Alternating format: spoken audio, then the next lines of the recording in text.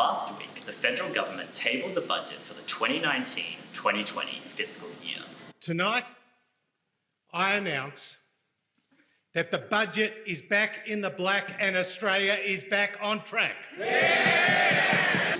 The budget outlines the government's revenue and expenditure, the economic outlook for the nation, and provides the government a chance to articulate its policy priorities going forward. This is a crucial budget for Scott Morrison because it comes right before the May election. So to unpack this, we speak to Desiree Cai, the President of the National Union of Students, and Molly Willmott, the President of UMSU. And Angus Thomson, our Farrago reporter, unpacks the winners and losers of this budget. The University of Melbourne stands to win a share in $55 million worth of research and development funding for universities. This includes $5 million set aside for an underground physics laboratory at Stawell, which according to Treasury will be the first of its kind in the Southern Hemisphere. The university will also share $25 million with Monash University to establish a Coast, Environment and Climate Research Centre at Point Nepean. The money for this will come from existing spending in the education portfolio.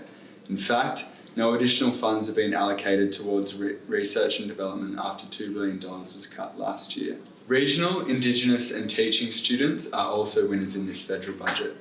Domestic and international students applying to study in regional Australia will benefit from $93 million in vet and university scholarships. Indigenous students will receive $200 million worth of scholarships, and the federal government has offered to forgive HECS debts for teaching students who agree to work for 4 years in a very remote area of Australia.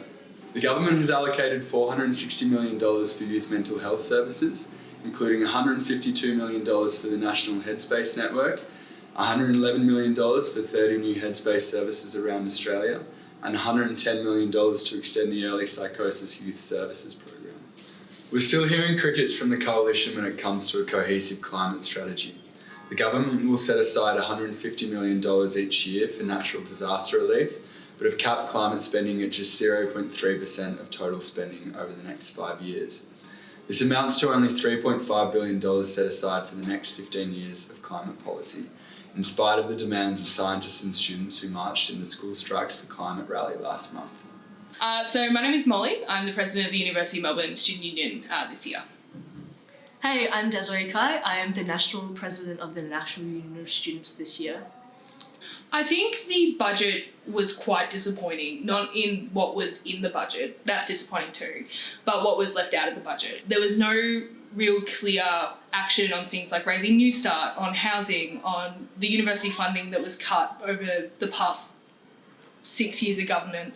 We've lost billions of dollars and our students are not doing great. The feeling around this budget is that young people and students don't really get much out of what Scott Morrison and Josh Frydenberg have announced.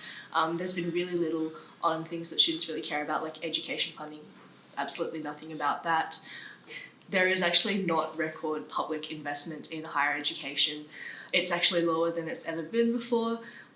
We have less public investment in higher education than in Trump's America. So that's really, really low. And in the past few years, we've had $2.2 billion cut out of higher education and none of that's come back. It's only been cut.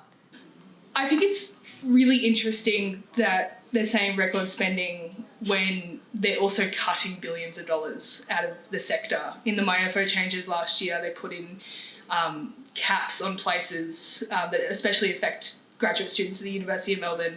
It's also the sector's grown incredibly in the past 10 years, with international students now being one of our biggest imports and exports. This record spending is sort of warranted by how big the sector's going, but funding isn't meeting up to growth. This budget is just one of neglect for students and young people, and this election will be fighting back. With Parliament prorogued, this budget is in the hands of voters who go to the polls on May 18th.